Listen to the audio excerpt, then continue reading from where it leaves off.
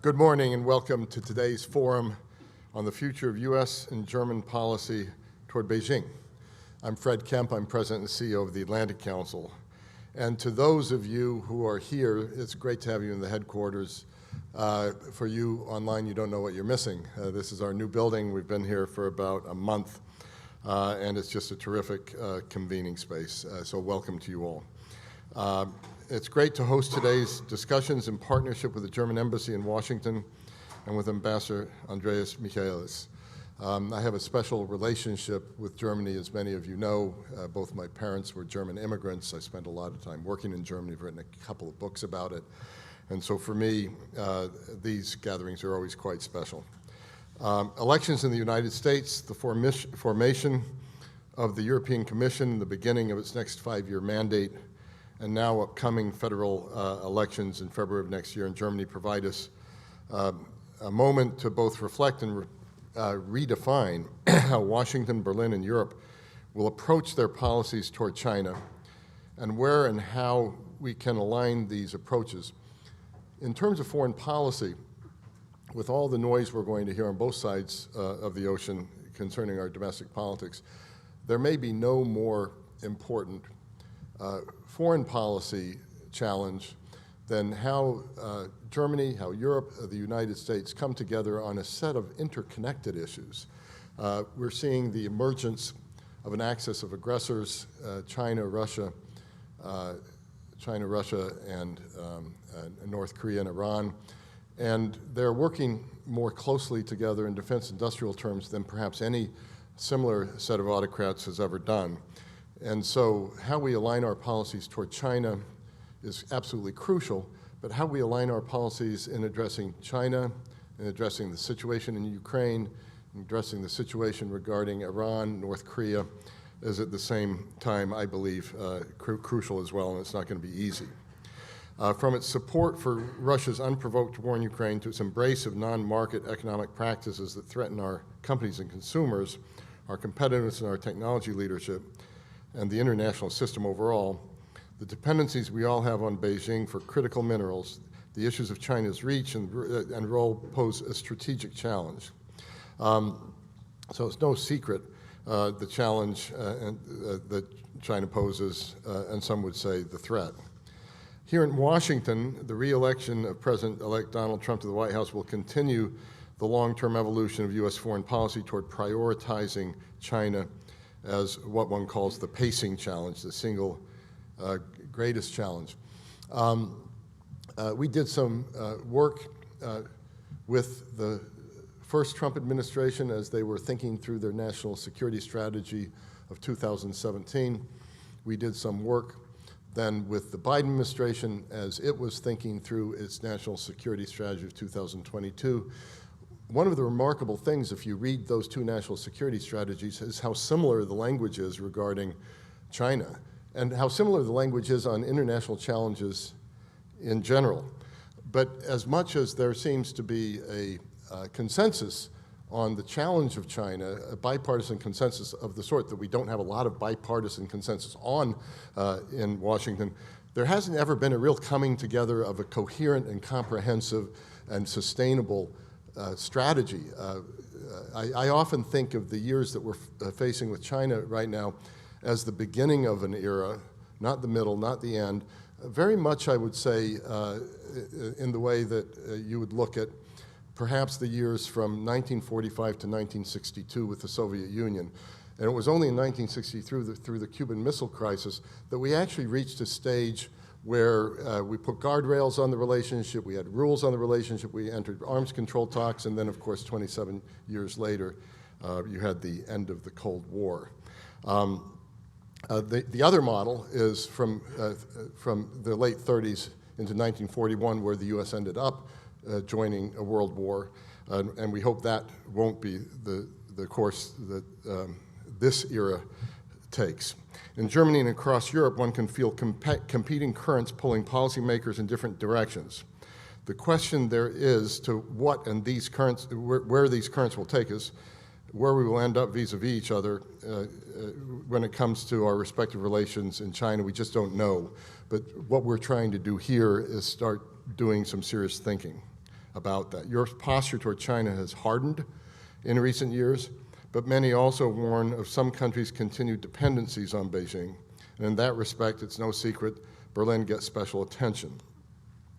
With the new administration taking up office in Washington, there are great opportunities, but there are also going to be a lot of challenges in how the transatlantic community can navigate the relations with China on issues ranging from global supply chain diversification, diplomatic cooperation on the Indo-Pacific, as much as the Global South, and no doubt we'll hear a lot more about tariffs, export controls, sanctions, et cetera. And just as these strategic challenges cut across a whole range of policy areas, so does our hub approach, the Global China Hub, to these issues at the Atlantic Council. We're just delighted to have had Melanie Hart join us a little while ago, one of the leading experts on this set of issues, just fresh out of the State Department, where she worked particularly on some of the more trickier economic issues and questions of Chinese economic coercion around the world. The hub is set up not to be a silo, but rather to be a hub with spokes reaching into all the programs and centers of the Atlantic Council, whether it's the Africa Center, whether it's the Middle East Center, whether it's the Latin America Center, whether it's our Geoeconomic Center, which is a partner here, our Europe Center, partner here, or our Global Energy Center. You find China in every one of these centers as a central theme, but was never coordinated as it is now being coordinated in the Global China Hub by Melanie Hart and her remarkable team. Today's workshop, which will center around these issues through two expert panels, is part of our overall effort. Today's program is a collaboration, as I said, of the Europe Center, our Global China Hub, and the Geoeconomic Center, each contributing their insights, experience, and networks to the conversation. It must be said, our Europe Center is led by Jörn Fleck, who is German and German-born, and our Geoeconomic Center led by Josh Lipsky. So Josh and Jörn and Melanie work collaboratively on this set of issues. Before we kick off what promises to be a fascinating conversation with Frank Hartman, Director General for Asia and Pacific at the German Federal Foreign Office, it's my pleasure to turn the floor over to Ambassador Michaelis, Germany's ambassador to the United States. And a familiar face, you were just here a couple of days after the election. It's great to have you back here, Mr. Ambassador.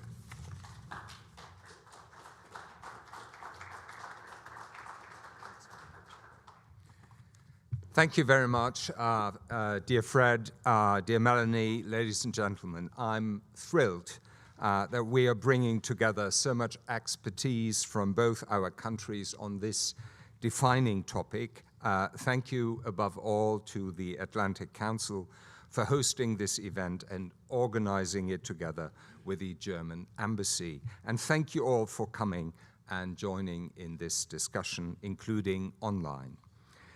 For the last 17 days, we have been hearing a lot about how we need to wait and see what will happen under the new administration, and that we don't know enough yet about important details. So one could question the wisdom of holding an event to discuss future policy at a time such as this. But I would argue that there are some very important things that we do already know. We know that the US is going to change. We know that its approach to allies and partners is going to change. And we know, above all, that its approach to China is going to be the driving force of its foreign policy. What we on the other side of the Atlantic need to ask ourselves is, how do we adapt to this change? Germany already has a China strategy. In my previous role as Deputy Secretary, this was one of the most important projects I oversaw at the Foreign Ministry. You will hear more about progress on the implementation of the strategy today. From my point of view, what we need now is a coherent, comprehensive, and thorough European China strategy that is compatible, and the word compatible is important here, with the US approach. Allow me to share three thoughts on this: a message, a question, and an offer. The message is, we get it. We know that Germany's policy towards China has come under significant critical scrutiny in recent years. And yes, a lot of it was justified. We know that we cannot have a repeat of the shocks to our economy that followed Russia's illegal war against Ukraine, when it became painfully clear that we were too reliant on one country in a particular sector. A lot of our efforts are not necessarily very visible right now, but they are happening, and they are causing debate within Germany and within Europe. The recent decision on tariffs on Chinese EVs is a good example and an illustration of why we need to strengthen the European dimension of our thinking while taking into account US decisions. We need to support European businesses in their quest for diversification, because we won't be able to bail them out if and when China closes its market to certain sectors of businesses, as is already happening. We also understand that many of the EU's smaller members are vulnerable to Chinese economic coercion. This can be much more easily mitigated with a comprehensive European strategy. Moving on from there, a question: where will the center of political gravity lie when it comes to China policy, both in the US and in Europe? Will it be economics and trade? Will it be national security? Will it be cyber and tech? Will it be political and diplomatic? There are two ways of answering this question. Firstly, it is not our choice alone. A lot of this will be dictated by China's actions. Will they double down on regional destabilization? Will they focus more on potentially unfair trade and economic practices? Will they expand their footprint in other countries? We will have to adapt our response in concert. But secondly, and I know this is obvious, it isn't a choice between one area of policy and another. Rather, we need to do everything, everywhere, all at once. That needs to be the thrust of a European China policy. It needs to integrate disparate policy areas and agencies to bring forth a coherent approach, not just across member states. And I remember only too well when in a previous role I came to Washington, had a meeting with Kurt Campbell. At the very start, he said, "I've just returned from Berlin. Can you explain to me why you have 3 different China policies in 3 different entities?" And, unfortunately, I couldn't provide a very convincing answer. So when you look at the European Union, I think that's an even more important point, because half of our identity, our single market, our trade aspect, our trade side of identity as a political actor absolutely depends on being able to provide cohesion and to move forward in a unified way. So, lastly, I want to make an offer to you here, to the new administration, to anyone interested in free and open societies. The offer is to work together, to formulate a vision of how we want to change the international order for the better. Because one thing is clear: the reason many of China's efforts on the world stage find favor in other countries is that many see the current state of the world as broken. Countries in the global south do not see multilateral institutions as serving them. They see inconsistencies in our defense of our values and interests. That is the gap China seeks to exploit, and not only China. We must not allow ourselves to fall into the trap of becoming the defenders of a status quo that, frankly, has become very unpopular. So, what is our big idea for how to change the international order? How do we start talking about it in a way that shows we are serious and have understood some of the valid concerns? I truly believe that will go a long way to addressing our common challenges. This is my offer. I hope that today's discussions are the start of a conversation about working together on the challenges that face us all on both sides of the Atlantic. Thank you very much and good luck.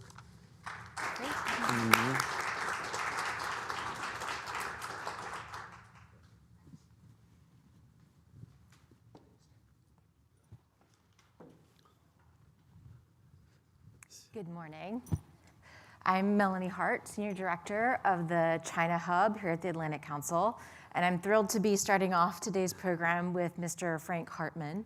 Mr. Hartman is the Director General for Asia and the Pacific at Germany's Federal Foreign Office, so in charge of broader Asia policy, China and the region. And I think we're really lucky to have you in that position. I understand you've served 2 different diplomatic missions in China, and also was recently there. So it's from a China geek's perspective, it's great to have a true China expert in that seat. And to start off our discussion, your ambassador mentioned Germany's China strategy, which is the coalition government China strategy. And when that came out, myself and other China watchers in the US government and in other governments were going through with pens and highlighters, trying to understand what different terms meant. One thing that really jumped out to me is that it mentioned Taiwan for the first time, which I think had never been mentioned in another German-China strategy. So just to get us started, can you share, how do you view that strategy? What role does it play? And particularly as we have some government change coming in Berlin. Yeah. Thank you very much, Melanie. So it is a Hart and Hartman talk, so a hard talk. And thank you to the Atlantic Council and to the German Embassy for making that possible. I think we are at a very important crossroad. We just have seen the results of the US elections, and we are running into elections in February, so lots of uncertainties also domestically. But I think what is quite clear to me is that the core of this China strategy, which is now a year and a half old, remains very much alike in the new government because it is based on a consensus of the major democratic parties. And some of them may build the new government, but if you see the very explicit China strategy paper, also by the CDU-CSU faction in the German Bundestag, they're very much on the same line, I would say. And what this strategy helped to bring about is awareness that China became much more of a systemic challenge, if not a threat, to our rule-based world order. And this refers not only because of support to Russia in the war of Ukraine, which is a completely new dimension for us, that China not only indirectly but directly is supporting Russia economically, then with dual-use goods, but recently also, as we have learned, with military goods. So China is becoming a factor in European and transatlantic security. Now that is new, and you're right, Taiwan has been raised, South China Sea have been raised, and we have been very active in not only addressing the question of the erosion of the status quo in the Taiwan Strait vis-à-vis China. We're going there in a couple of days again to Beijing to discuss about security issues, namely Russia, Taiwan, and South China Sea, because it is also affecting our security. Taiwan is our 5th largest trading partner in Asia. It is very relevant to our supply chains, to our economic security if we do not safeguard the delivery chains, and that is very important. So we want to play our part also from Europe to maintain stability in Asia with our means as far as we can. And I think what the ambassador said before is very crucial. We need more coherence with the US, more coherence within Europe, coherence within the German government and the German industry, but we need to be much closer together aligned with the US in order to avoid that China is driving a wedge between European and US interests. Because basically we are following the same interest, sometimes with different means when it comes to trade, but we are reading very much from the same sheet. So that's our mission, I think, to coordinate much closer with the incoming administration and hopefully also quickly then with the new German coalition. That's great to hear. One divide in our approaches to China is on the issue of electric vehicle tariffs. The Biden administration put a 100% tariff on Chinese EVs. Canada did the same. And there was a lot of confusion in Washington around why Berlin took the approach that it did in opposing European tariffs, given that, at least from my perspective, it seems like there would be no bigger beneficiary than German automakers. Can you help unpack that decision a little bit and how you see it? Electric vehicle decision was not a masterpiece of coherence, I have to admit, and we had long arguments within the German government. Basically, our position was from the very beginning that anti-subsidiary measures are justified because we have to increase our resilience. That's a key point in our China strategy. Resilience vis-à-vis China's overproduction, supported by state subsidizes, the technological dominance by China, which is infringing very much into the free, open market economy in Europe. So we shall not be naive. The way it has been applied, and that's the argument and the differentiated positioning of the German government, is that in fact the Chinese companies, which should be targeted most, have not been the ones being hit the most by the tariffs. The companies being hit most are the joint venture partners of the German automotive industry. And by the way, the American competitor of Volkswagen and others, namely Tesla, they got the least level of tariffs, namely 7%. So we have to differentiate here between national and European economic security interests and company interests. On the long run, I think we have to use these instruments, which are absolutely justified, to maintain our competitiveness with regard to China, with undue practices coming from there, and to avoid an even further going tendency of deindustrialization from Europe, from Germany to Asia. But on a short-term basis, for the companies affected, they have been looking into increasing production of electric vehicles in China, re-importing them to Europe. So that is a company interest. And we have to bring this together. The lesson we learned from that is we increase the density of our exchanges with the industry. Just a week or so before, we had all German industrial associations discussing with us about 1.5 years of China strategy. And you have very different opinions in the industry. To which degree can we go even further? And the tariff debate will be the core of the issue. But as I said, there are also voices from within the German industry which have been very supportive to these tariffs, namely from the machine building industry, but not so much from the automobile industry. So you have to look into detail who has which position. But let's think about our European and American economic security, our national security, and differentiate a bit from company and corporate interest. Yeah, as someone in Washington, I know nothing about discoordination and, those struggles. Let's flip to the security side. I was really intrigued to hear from some of my military friends who were in Beijing for the Xiangshan Forum, the PLA's big conference, that the German military representative there was getting a lot of questions from Beijing about Germany's decision to do a transit through the Taiwan Strait. And it sounds like Beijing probably misunderstood a lot what that was about. I understand that, or I heard that the Chinese military was asking some hilarious questions like, are you doing this just because the United States told you to? Which as an American is quite ridiculous of a question.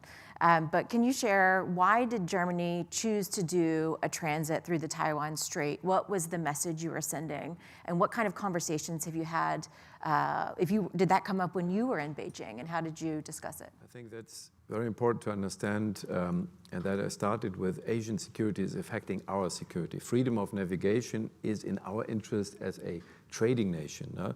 Taiwan, a very important trading partner, all the major sea lines go through the South China Sea.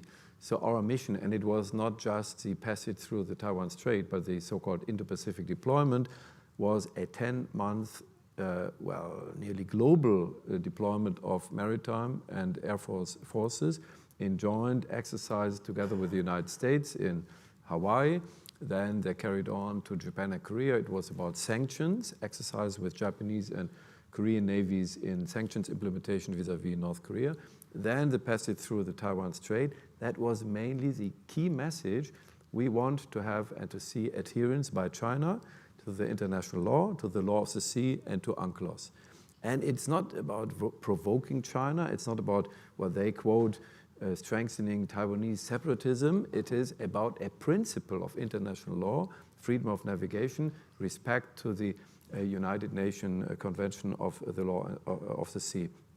And it was a message to our partners, also to Southeast Asia, to the Philippines, to Indonesia, Malaysia, Singapore, and India, where it ended up. And we had the whole German government with government consultations going to India, combined with the deployment and our strong economic engagement in India.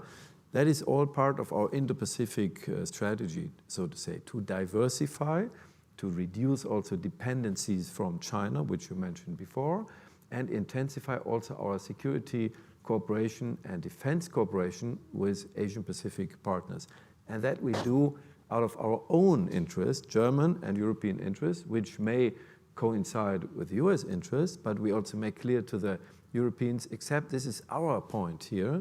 Yes, we coordinate with the United States, and that may go into a similar direction, but we do it out of our own strengths and out of our own interest, because destabilization of Indo-Pacific, namely Taiwan Strait, affects world markets, affects our economic security, our well-being, our prosperity in Europe. And there we have a very strong joint interest, and that is very important also for the Chinese, that Europeans play a role also for Asian security. It's not only the United States. We obviously cannot substitute that with our means, but we can support it. We can support it in Asia through freedom of navigation operations, and we committed, and that's also part of the strategy, that we will continue to do that, and also the new government, and we know and we coordinated with the CDU-CSU party, that this kind of deployment will be carried on. That's great. Staying in the security realm, Russia, we all saw President Xi Jinping of China and President Putin declare their no limits partnership early on in the Ukraine crisis. Over time, it seems like that partnership has just deepened and deepened. And there is consistently more and more evidence coming out of the role that China's playing in keeping Russia's economy afloat and providing supplies and evading sanctions and getting low-end chips and other material to Russia. How is the German Foreign Ministry viewing China's role in the Russia-Ukraine crisis? And to what degree are the German people paying attention to that and seeing a kind of common security environment spanning from Europe to Asia? Yeah, I think the different perspective lies, of course, in our neighborhood with Russia. Russia is the key aggressor in Ukraine. In my country, you can see we have 1 million Ukrainian refugees. It is imminent. We have a war in our direct neighborhood, and it comes through the clear violation of all international charters and the clear aggression and invasion of Russia. So people focus in their security concerns more on Russia than on China. China is more indirect, but on a long-term basis, we are challenged much more economically and with our rule-based international order by China than probably by Russia, because the economic powerhouse is China and not Russia. But it's not so deep in people's mind. But people understand increasingly that China is also a security factor affecting us in Europe. What I said, their support to Russia. China plays, in a way, a double game here. They claim to have, since the General Assembly meeting in summer, a Friends of Peace group on Ukraine. But this group does not incorporate key principles of a possible peace with Ukraine, namely the respect to the territorial integrity of Ukraine. But they want to show the world we are acting on peace in Ukraine, and we bring together Brazil and South Africa and other BRICS nations. But in fact, without China's economic support to Russia, buying oil and gas, supplying critical goods, dual-use items, and military items to Russia, this kind of warfare would not be able to be continued in the way Russia does it. Because Russia is being put to the extremes and they are running out of resources if they do not get support from China and recently even from North Korea, relying on 12,000 North Korean soldiers. So people understand more and more there is a linkage, and we cannot believe just in the mere words of the Chinese government saying we are neutral on the Ukraine war, don't worry. But there is a linkage for our relationship, EU and Germany, with China. We cannot have business as usual until the point China is still playing a strong role in the war going on in Europe. Yeah? So we cannot talk about normal trade relationship and anything else as long as there is a war going on, which would not be possible to that extent without China's support. So people getting more aware of this factor, of the global connection here, and the Asian security, as I said, becoming also a factor for our security. And that is new, and people have not been so much aware of this before. Here in the United States, it was China's the trade impact on American workers that really resonated with a lot of Americans as impacting them directly.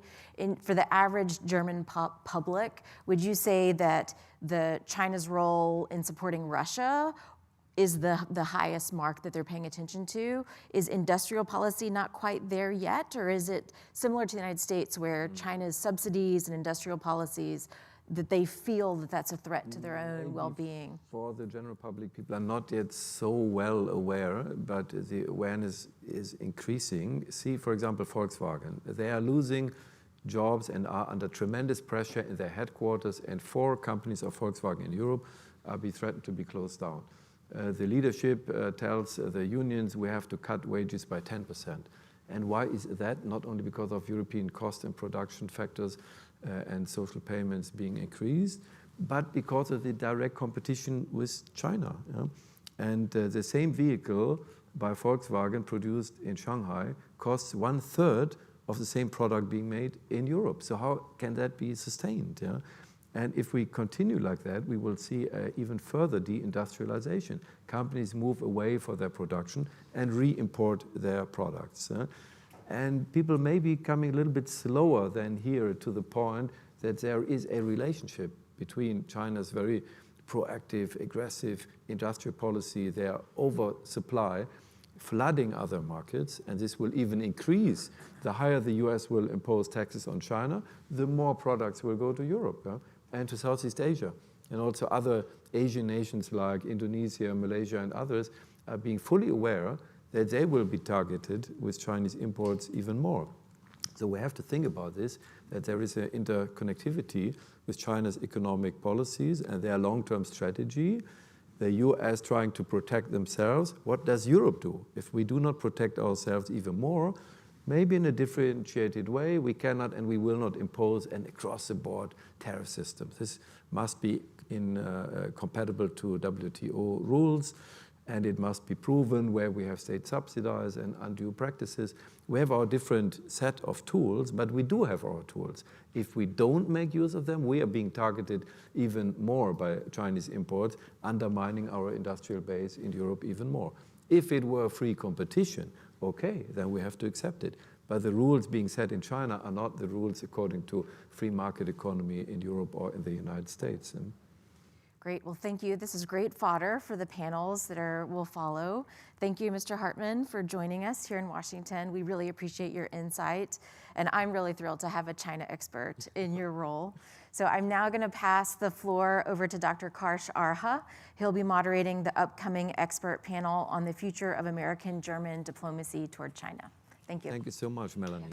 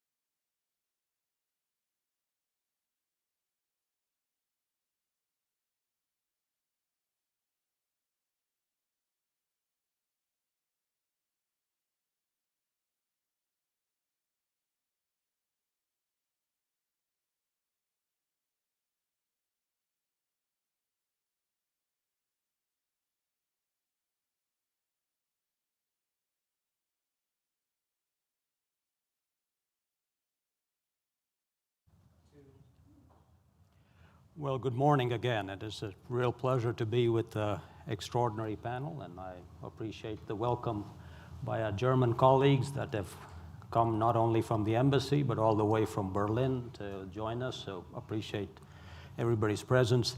We're getting constrained in this session, so I'm going to focus a lot more on our German colleagues and look for areas of sort of promising areas of cooperation from our American colleagues.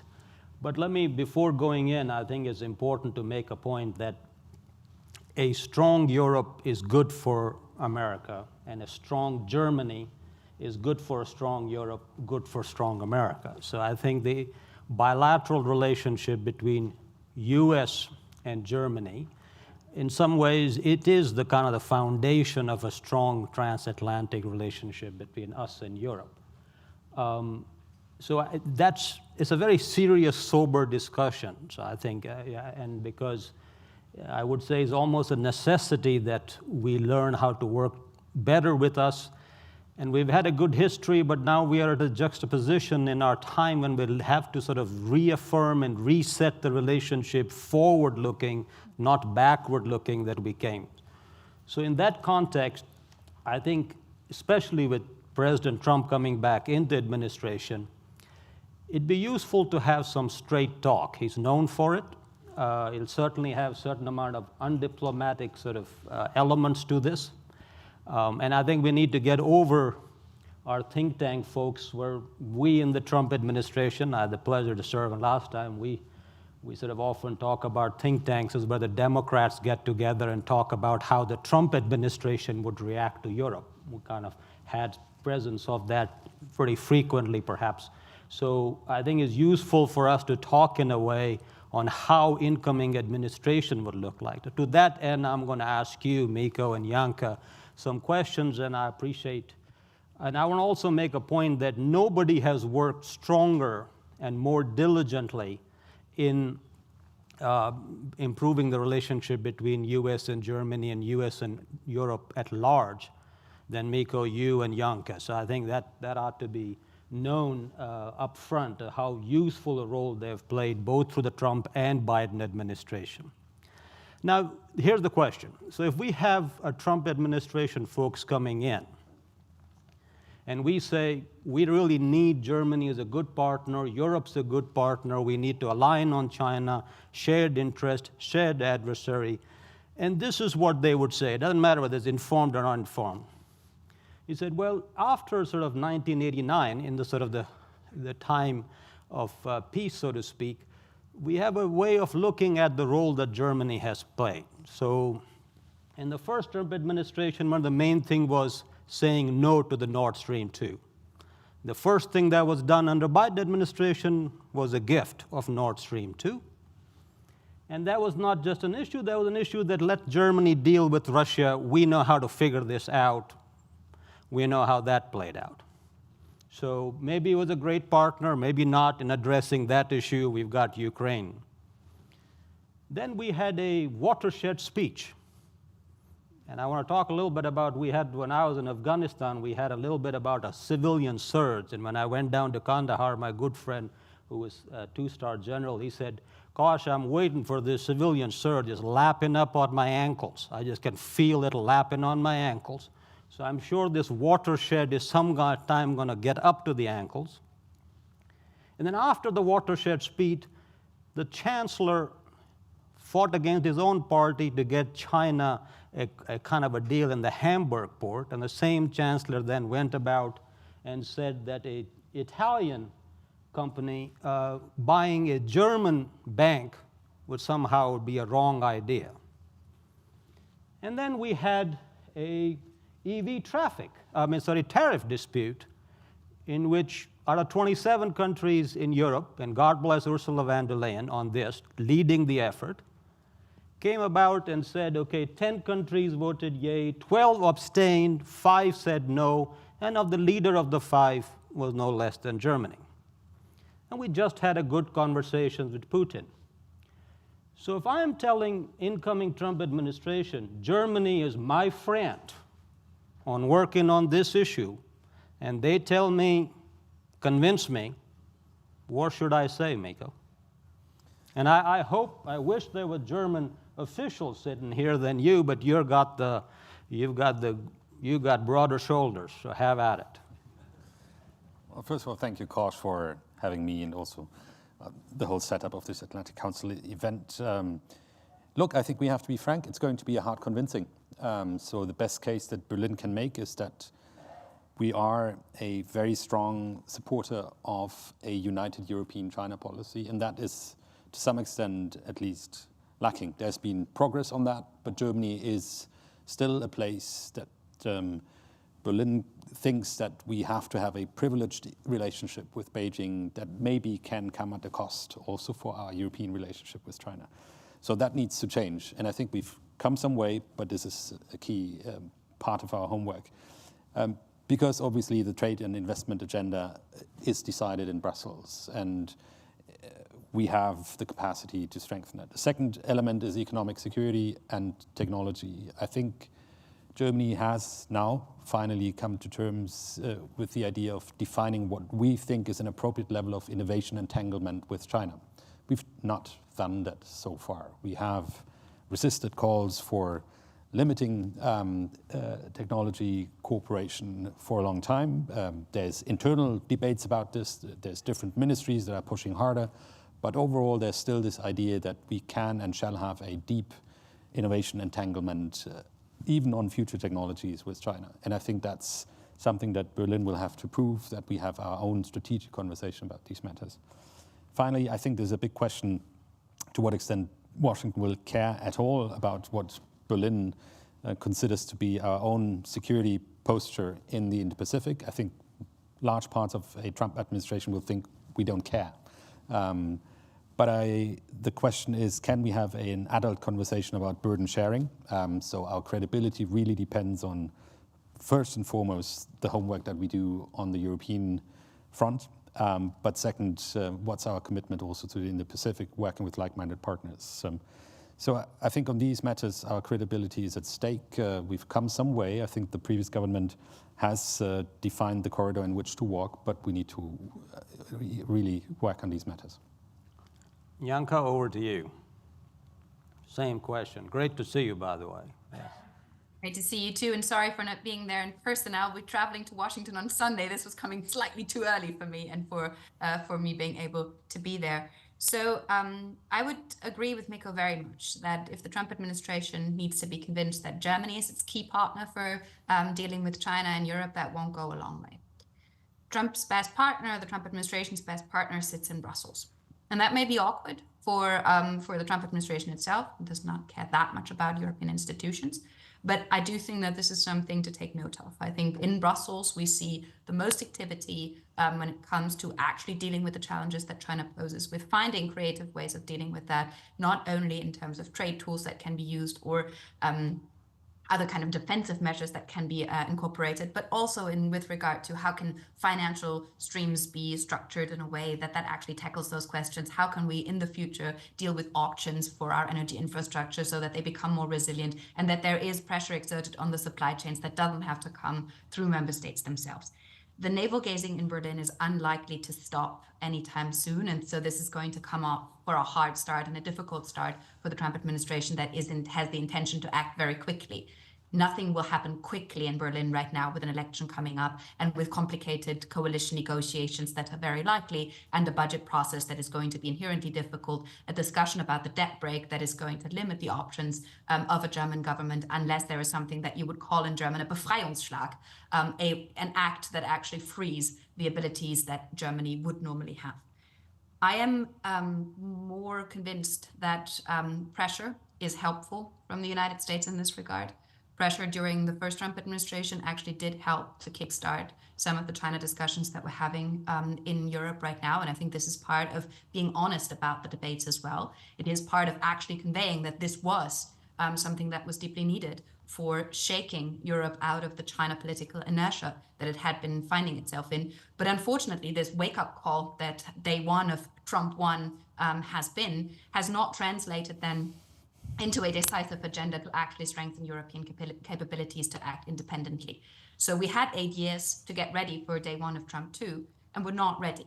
And I don't think we'll get another 8 years or we're going to get another 4 weeks to really just kind of think through where we want to be. And I think this is time where sort of all the words that we've heard also today are really valuable and are really, it's really important that our diplomats are seeing the challenges so clearly, but this hasn't translated into the political realm yet, and we have very little time left to do so. So speed and scale of the challenge and urgency to act are the top priorities now. And I think it starts with calling out the challenges as they are. It starts with calling out Chinese actions when it comes to Russia and Ukraine, but then immediately action has to follow. And so I think it is good that we're now in the stage where we can talk about this, but we cannot have red lines overstepped that we have discussed jointly with China, that there is military assistance being provided to Russia. This has been a European red line, and it cannot be on the United States to enforce that red line. The US cannot care more about European security than Europe does. And I think that needs to be the starting point for a very, very honest conversation in Berlin, in Brussels, and in Paris, and in Warsaw about where we're going to go next. Thanks a lot, Janka. And just to follow up on it, first of all, the desire is there. We heard it today. The ambassador has talked that he wants Germany to be, that is the German ambassador to the US. He has talked about how he wants Germany to be all-weather partner of America. We heard today about free and open, sort of an alliance or free and open world of sorts. Now, it brings to me one of my favorite guys, was a fellow named Leonard Billingshand. He was the finest jurist never to serve on the Supreme Court. Dan Freed, people like them would know. He served on the Second Circuit, and he gave one of the finest speeches on the spirit of liberty. And the spirit of liberty was one always about questioning what you are doing. It doesn't mean that you don't have convictions, but you have to sort of question, have introspection. And I don't know of any country more than Germany which engages in sober, sound introspection, at least in your movies. I love that part of it. Having said that, it's a remarkable element that if we go down the road that Janka is saying and Mika is saying, there's got to be some introspection on German decision-making over the last 2 decades. Some coming to Jesus and saying, we made mistakes, we were wrong, this is where we were wrong, this is how we're going to do it right. Now, if you ask the most learned intellectual leaders of our generation, Mr. Obama, after 8 years, when posed the question, what you would have done differently, not much. Angela Merkel, what you would have done differently after 15 years, perhaps, not much. I don't think the question posed, we don't even have to pose the question to the present chancellor. So the question then is, if we go down this road, exactly like we talked about, do we need to have some sort of an introspection in Berlin and to say, hey, we've got someplace, and before blaming Trump for wrecking the transatlantic relationship, perhaps we look on ourselves to say, what is it that we need to do to get this relationship right going forward? So how do we get there to make the case again that, hey, US and Germany, US and Europe need each other, we need to move forward, we are sincerely committed to it, we're going to look in our past and say, we made mistakes, perhaps we could have gone it the other way, here's how we want to go forward. Is there any element of that happening among the navel-gazing that my good friend Janka is talking about? Miko? Very much so. I think I would be much more optimistic about this than you've just described it. At least in the current government in Germany, I mean, obviously there are individual parts of that, but I think one of the key lessons that Germany has learned and is that the mistakes that we've done with Russia cannot be repeated with China. And at least 60–70% of government officials in leading positions would agree to that. So that's a difference compared to just a few years ago. I also think that if you look at the core agenda of the European Commission at the moment, it's about security, resilience, and competitiveness in a pretty profoundly different way than it was just a few years ago. So again, there has been a sufficient degree of self-reflection. You will never get the majority, total majority of all people aligned on that. But I would work with what we have, and overall, I'm quite optimistic that the changes that we see on the global scale currently are being reflected on and will be acted on. Janka? I'm generally a bit gloomy these days because it's dark November and cold in Berlin and all of the things in the environment are not that great at the moment.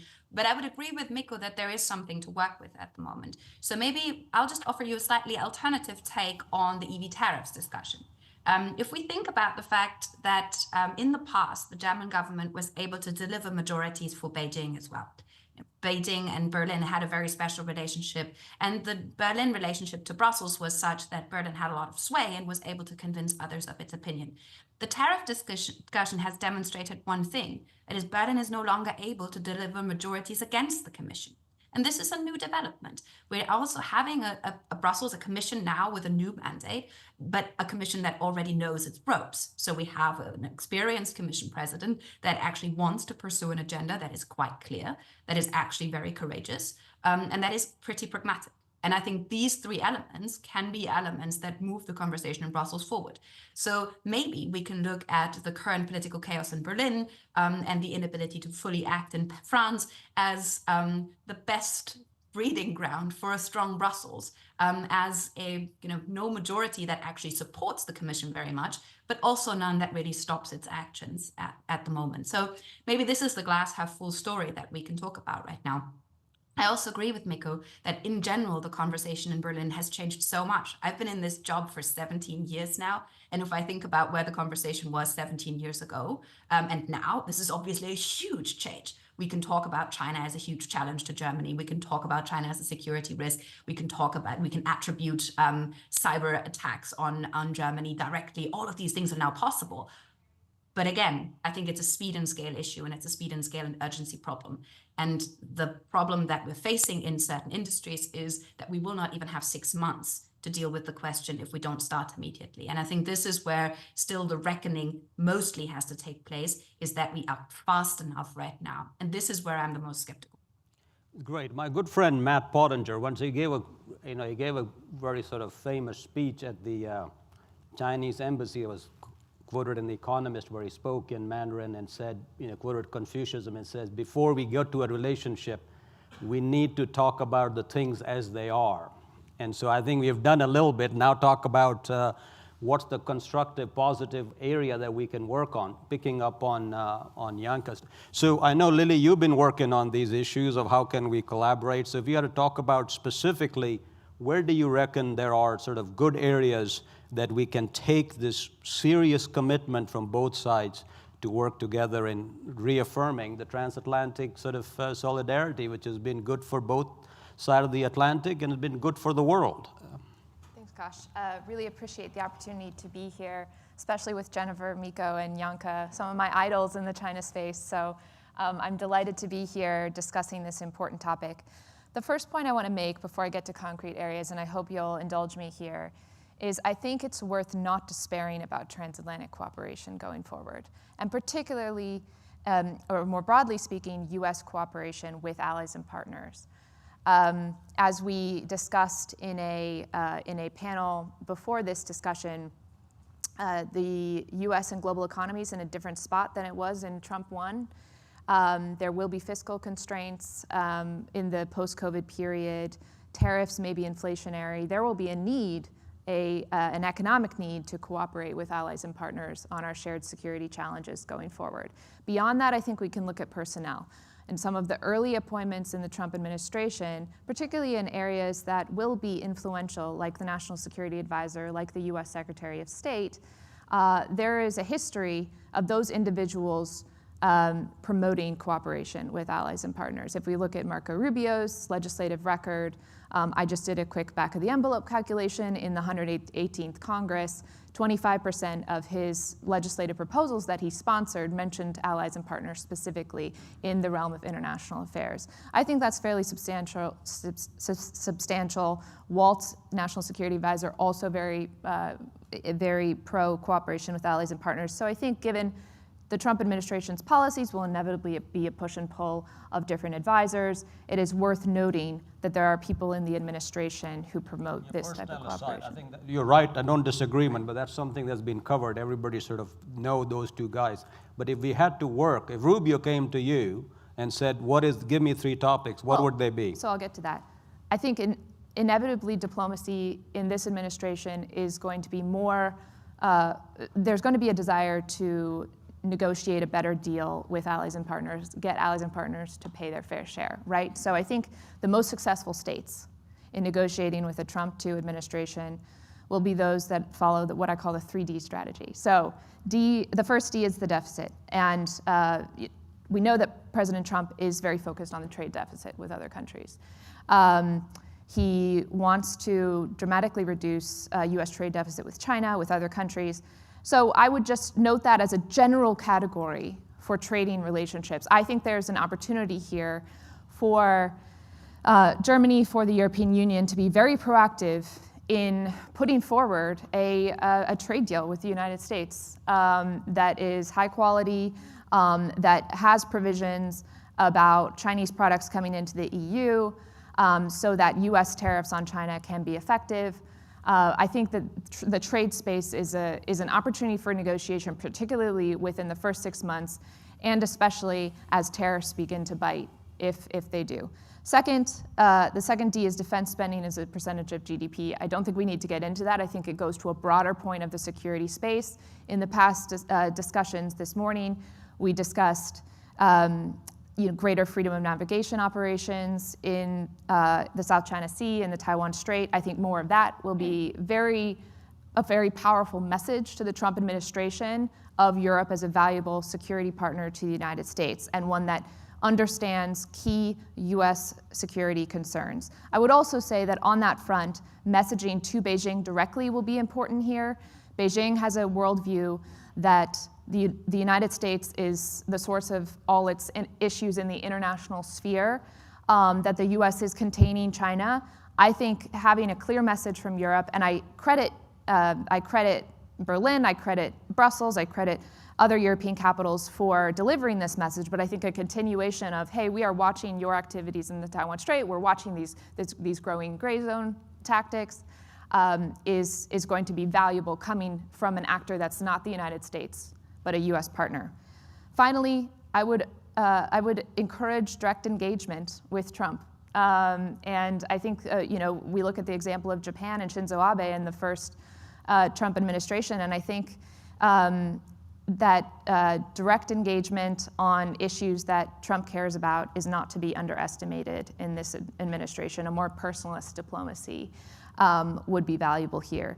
So I'll stop there for now. I think that we can discuss more later, but those are some concrete areas. So, all right, so we got trade and we got defense and we got direct engagement. I think it'd be less helpful of us at this level to talk about how to engage at the serious level, but what the substance of it. And so, Jennifer, I think you're Indo-Pacific, so what are the promising areas in the Indo-Pacific region that from your side that US and Germany can sort of work on and would be well received on both sides? Yeah. Well, thank you. Thank you, the Atlantic Council, for having me here, and the German Embassy for allowing me to be part of this conversation. I actually want to push back a little bit on the how do we shift the diplomacy in the given new China and the new United States. Yes, the new China is that it's more powerful than before. It has more global influence. It knows that we are strategically dependent on China in many ways. As opposed to new America today, I don't know if we actually know what the end state of Trump administration's competition agenda is going to be. So, for example, we know all the actions that he has proposed and said he would take. We know about the tariffs. We know about the outbound investment review. We know about the continued 301 investigations. We know about even the PNTR status, the review of the PNTR status. But at the end of that, what is the end state for that competition? We don't know that. And so when we don't know that, it begs us the question of, if we don't know that end state, and that's okay in a normal policy environment, the policies evolve and we could continue to move in that direction. But we do know President Trump is a transactional man, wants deal. He wants a good deal with China. And so when we don't know what that good deal is, we don't actually know what then is compromisable and what is not compromisable. So that in that normal spectrum of, when we value more norms and rules and alliances, all of those things are now thwarted. We don't know what's actually in the basket of what could be compromised or not. And there are some certain concerns in the Indo-Pacific. For example, will he commit Taiwan, or his commitment to Taiwan, will that decrease? Will the US, Japan, Korea network somehow be compromised because he has some other agenda with China as involves North Korea?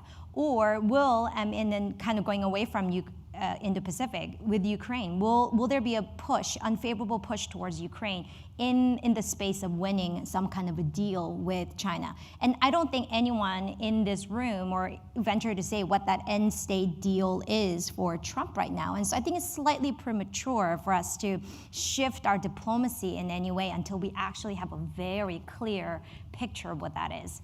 With that, I will say there are some creative approaches. I don't think that we should overlook the fact that President Trump is he takes everything personally, and he is personality driven. I mean, he knows which leaders he likes and which leaders he doesn't like, and when he has a good feeling, then he feels good about that. And so I know it seems trivial, and I know it seems rather trivial for a leader of this country, but I think we need to acknowledge that, and I think we need to not be ashamed to pivot our diplomacy in the place of creating good feelings. I mean, and when I mean to be a little facetious, like a fuzzy good feeling towards your country and your leaders. I think that's really important for Germany and for Indo-Pacific allies.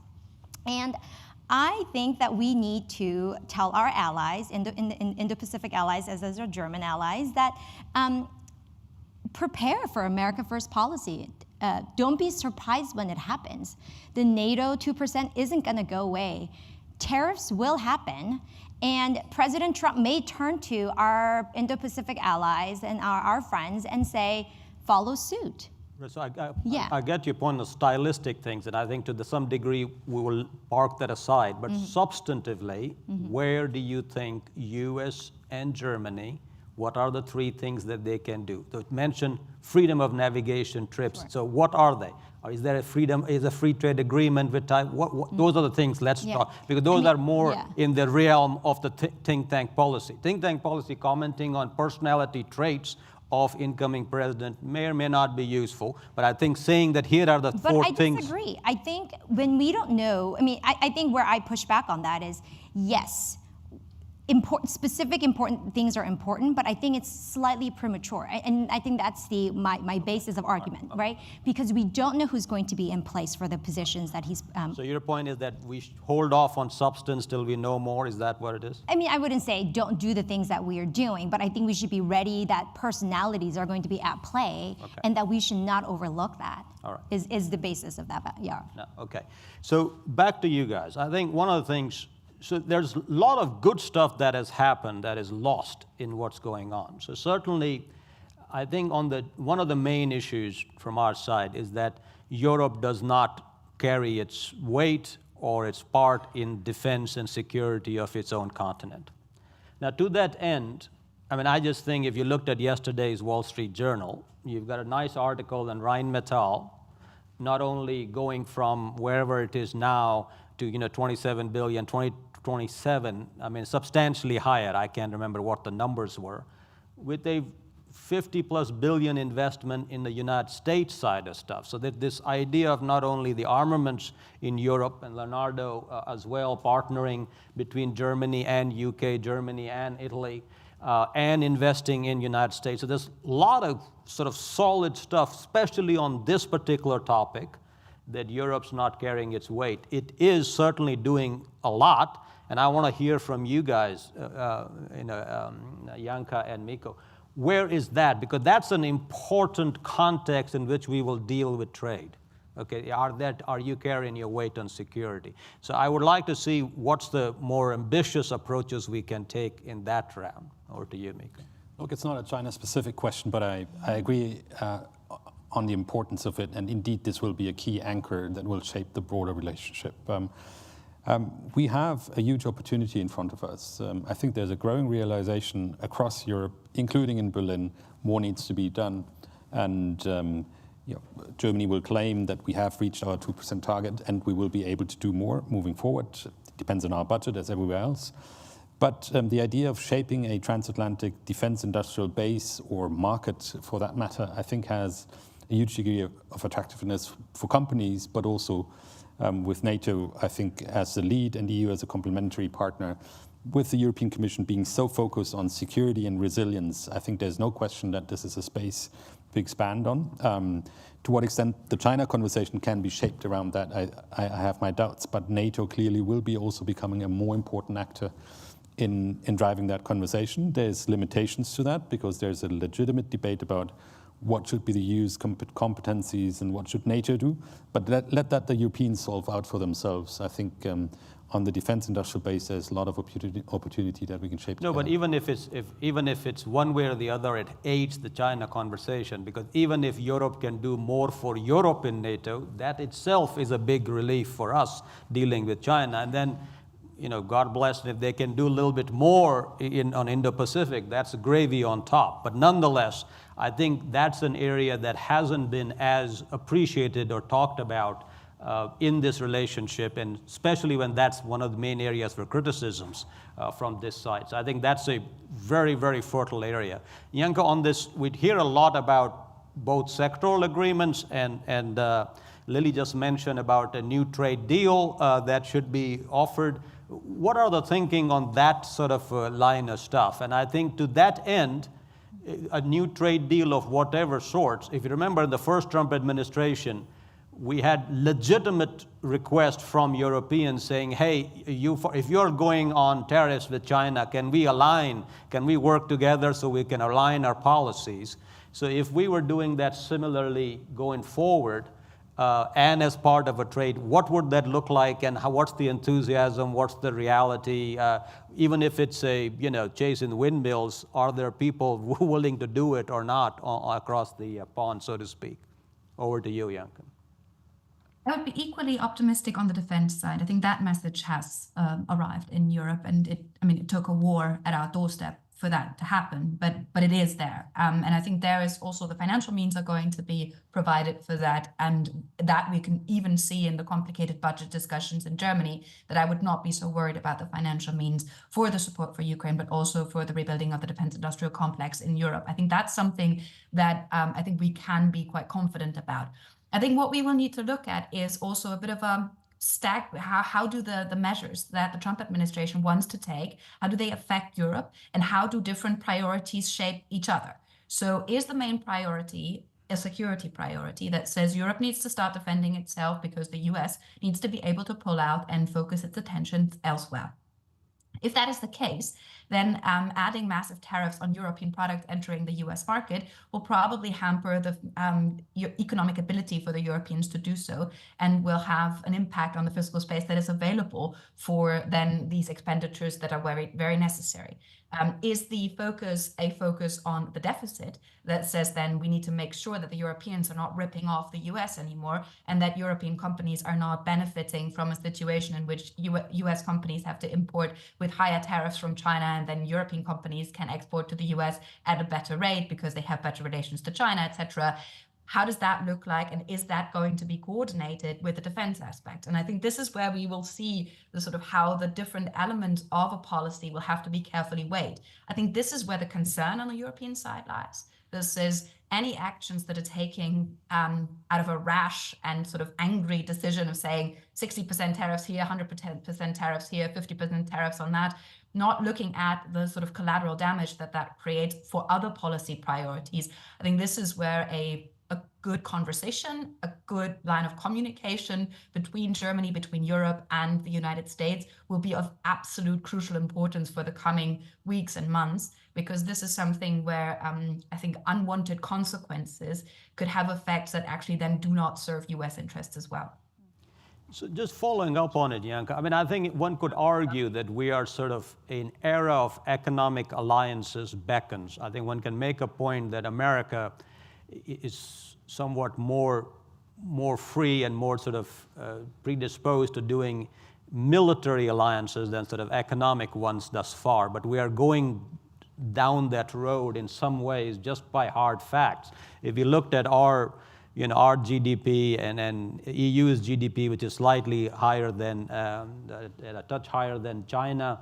And if you add Japan and UK, that's more than half the world's GDP.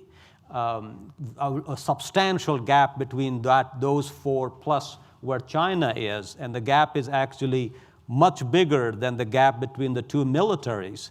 So it would make sense in some ways to take advantage of this very natural advantage that we have, and we may get there because it's in our national interest to get there. Now, getting there might be turbulent, depending on what we shape up on the tariff side, but it's not a sprint, it's a marathon. So even if we have tariffs, we'll have to sort of work through this to end up and land the plane where we are talking about economic alliances against shared adversaries, shared enemies. I think it helped to sort of talk about in more direct terms than bureaucraties.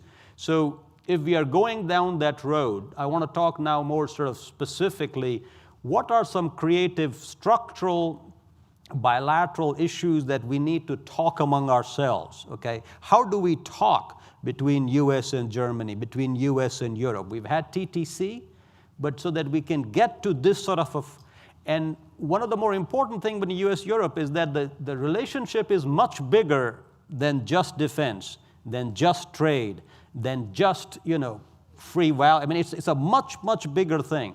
And we have lost the sight for that, and we are picking up small fights here and there in absence of the context, and it's easy to sort of go down the wrong way. So we need to set up the broader framework much stronger, especially with us in Germany and us in Europe. So, Mikko, how do we go about doing that?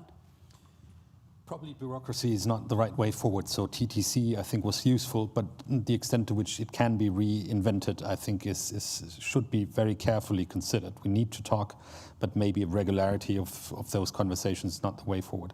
We have some stock that we can draw on. We have agreements that were almost finally negotiated, the agreement on critical raw materials, on trade and steel and aluminum. That's important. So this is a basis to start from, and the right people can talk to each other on that. But what will be required is a leadership conversation on the top level. And for that, I think the next government leader of Germany needs to be prepared to be traveling here a lot and frequently, and together with European partners, specifically in the Weimar Triangle. So Polish and French colleagues would need to be part of that. The European Commission Chief of Cabinet certainly had a good relationship with counterparts in the US in the past. That will need to be the basis moving forward. And I think the G7 is an appropriate format, but it needs to be expanded because this alliance of partners of like-minded is broader, and not having Australia, South Korea in it, I think, is a mistake. Working more closely with partners such as India is of essence, and we have ideas that are quite aligned. The Trump administration will double down on India. Europe has been doing the same, and Germany just sent 800 business people over to India for our government consultations. So we're aligned on these matters, and I think we need to seek synergies whenever possible. Janka, I know you've been working on both the US and India and on China, all these things that Mikko is talking about. Appreciate your thoughts, and then I'm going to go to my American colleagues to say, what are the positive agenda that we can sort of move forward, a big, ambitious positive agenda, not a small, let's work on the edges positive agenda. Go over to you, Janka. I will kind of say, I agree with Mikko, and therefore I will throw that question back to you, because the million-dollar question we have here in Europe is there any interest for that at all in the Trump administration? Because we get mixed messages here. I think there is a readiness to talk all sorts of things right now. The panic level is quite high. But I'm not convinced that there is a majority within the Trump administration, within the future administration, that actually wants that kind of relationship, that wants this sort of broad competitiveness alliance, that wants a free world economic zone, all sorts of ideas, things like Aaron Freeberg put out in Foreign Affairs or other things. Is there really that gang that we can talk to? So who are the people that we should bring to the table, Kash? Well, I mean, you know me well enough now to sort of turn the moderator into one of the panelists, but I think, it would be wrong of me to opine on the new administration without being part of it at the moment, that is. So I think it's best to look at it in the last administration. So the concerns that people had and the sort of ad hominem sort of attacks that were made on the last administration, if you look at the record on at least the diplomatic side, it was a very very successful and a very robust diplomatic engagement across the world, especially on the Indo-Pacific. I think the strengthening of the Quad was a pretty darn big deal. The centrality of ASEAN, pretty darn big deal. Abraham Accords, really kind of big deal to sort of make it happen, that now goes into the IMEC corridor through I2, U2, and others. And I think the engagement, as you know, since you saw me several times, on China discussions knocking on the door in every European capital, and I won't go back into saying how the European capital responded to that, but nonetheless, we went there and said, can we work on these issues together? So I think whether it's, and that was at the same time when there was some very, I think, direct rhetoric on several elements while this was going on. So as opposed to sort of, again, not doing same thing that I was opining on what the personality traits would be or the individual traits would be, I think only thing we've got going is the actual track record of the first term. So I think looking at that, one would expect that there's a pretty good foundation to work on the second term going down that road. So I think that's the way I would answer that for you. And then over to you. So I think you started off by saying defense, deficit, trade, and direct engagement. Seems like our European colleagues are in line with you on that end. If you want to sort of say anything more specifically on what more they can be doing on defense, trade, and direct engagement. Sure. So I just want to foot stomp, if you will, what I've heard so far, and especially Jennifer's point, this is going to be a personalist administration. And I know you don't want to talk about personnel, but I think it's very important in terms of our allies and partners engaging with the United States. When you're talking about the structure of engagement, the structures we put together, it will depend on what specific policies that have been put forward are intended to achieve, right? So if we just look, for example, at tariffs on China, the threat of 60% tariffs, is that intended to raise revenue for the United States? Is it intended to strike some sort of deal with China to buy more American goods? Or is it intended as a step toward unilateral decoupling? We don't know the answer to that question yet. The answer to that question will also shape what the United States asks of Europe and where that aperture for cooperation is. So I think we need to watch very closely how the next few months pan out. I think personnel is important because I do think that the first Trump administration, the answers to those questions came from a push and pull of different advisors with different perspectives. So I think watching that is important. And then I think secondly, unfortunately or fortunately, traditional multilateralism is past its expiration date. This is a brave new world of plurilateral coalitional diplomacy. We've seen that in the Biden administration. We've seen that in Trump, where the Quad was dramatically strengthened. Trump won, the Quad was dramatically strengthened, the EU-US dialogue on the Indo-Pacific. I think, I agree with Miko that while the EU TTC did make some progress on the technology front, trade still needs some work. And I think this is very much related to the first point of what the Trump administration is trying to achieve. We're in a brave new world of adapting our coalitions to be very much ad hoc and coalitions of the willing. So I do think that as we understand more what the U.S. administration is trying to achieve on the security front, on the trade front, we can develop new coalitions between the United States and Europe, the United States and Europe and Germany, specifically to tackle these challenges where there's a mutual coincidence of wants and needs. Jennifer? I say let's go big and end the Russia-Ukraine war. Germany is the second largest contributor after the United States. It has been a leader in the NATO with the coordination efforts. There's going to be an injection of new energy with the Trump administration. This is his focus. He wants this done. This is part of his campaign, speech along the way. And so let's get it done. Let's get that fixed. All right. Well, we got 5 minutes. So, I think I'll give the last 2 points to our good colleagues that either flew in from Berlin or piped in from Berlin to this fine discussion. So I do believe that as opposed to being One of my great lines about Germany was some American editorial working at Spiegel. She said her senior officer brought her in and said, "You're far too happy, far too intellectual or smart to be this happy all the time." The American would have said the other way around to a German. But having put that aside, the notion, I think there's a lot to be optimistic about it. I think Walter Russell Mead actually wrote, I think, a useful article this week in Wall Street Journal where he said that Trump is perhaps what is needed in some way to reset the relationship. There have been structural issues within Europe for over the last 2 decades that I think politeness and courtesy perhaps have a tendency to push them under and wipe them under the carpet. I think a Trump administration shakes it up, and in shaking it up, I think there's a greater opportunity to reset it, re-energize it for a bright future. To that end, introspection is needed on both sides on what went wrong and what can be done right. And then a very open sort of appreciation that there is a lot of stuff, there's a lot of positive agenda to be had, irrespective of, the only reason I think absolutely need to talk about people and personnel, but those are true every administration, not just Trump. Same thing in Biden. We can go back and forth between Jake Sullivan and Lincoln. So useful, but I don't know what is the think tank, I don't know what I add to that, that's all. I think you should talk about it, absolutely.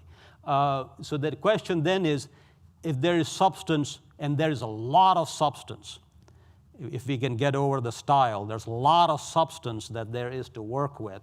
And I'll give you the last 1.5 minutes between the two of you to talk about the substance, the positive stuff that we can look forward to, irrespective on either side. I think Yanka's point, whether there is appetite here, we have to create the appetite because the national interests and fundamental points are so strongly pointing towards it. Over to you, Mika. 2 points quickly. First, if we only play defense all the time and the request is to play better defense together, it's not enough. We need a successful promote agenda, and that's both on the shared industrial base, it's on financing, it's on the successes that our companies write in each other's marketplaces. I think that's absolutely central. And actually, we are not on a bad track there. There's significant co-investment in both jurisdictions and much more trade, actually, than with China moving forward, at least for Germany. Second, I think we need to recognize, specifically for Germany, our business model is over. But it's not that we can solve that problem alone. So the question of economic resilience, security, how to secure new partners in this changing global environment where technology optimism, I think, is shifting towards a much more securitized environment. This requires our deepest partners, and the United States comes first. So that's a big question for all of us. But if Jake Sullivan rewrote what is the new Washington consensus, and we haven't had that conversation together as like-minded partners between the European Union and the United States, what we think is the future, indeed, instead of just playing defense, is quite important. So over to you, Yanka. We're channeling good fall sunny days over to you, and hopefully you'll feel less gloomy after talking with us and saying, hey, we've got a strong positive agenda, and a U.S.-German relationship is really one of the important pillars of it, making U.S.-Europe relationship stronger for a new future. So have at it, you've got the last word. I had to laugh, Cash, because you were saying basically Trump was what we needed. And I'm immediately thinking maybe he's not what we needed, but maybe he's what we deserve as Europeans for the policies that we have kind of pursued for the last 8 years, that we deserve a rerun of this. It's certainly not what most people in Europe wanted. I think that is clear, but I think there will be a pragmatic arrangement found for a way forward with this administration. And I agree with you that a very pragmatic positioning towards this can actually lead to good results. I do think we have to take into account that Germany won't be back in business fully until the spring. This is now election campaign mode, and we're a bit out of it. And I do think that the framing of this conversation probably should have been shifted from the start. There is not going to be a proper US-Germany channel that can deliver any results. There is going to be a US-Europe channel that can deliver results. And unless we frame it that way, and unless we talk about it that way, and unless we completely focus the energies from the member states jointly and collectively to a real European agenda, we will not be good counterparts for an emerging conversation about the shifting redistribution of wealth, redistribution of prosperity, and redistribution of power in the world that we're facing. The challenges are too large for making this a US-Germany conversation. Thanks, Janka. I'm told that some people are working on it, that they must have heard you on that end. But anyway, thank the panel. Appreciate the discussion. I'm told they'll take a 5-minute break. I'm asked that you please be seated while the new panel comes in. Thanks again. A big round of applause for our panelists and the good discussion.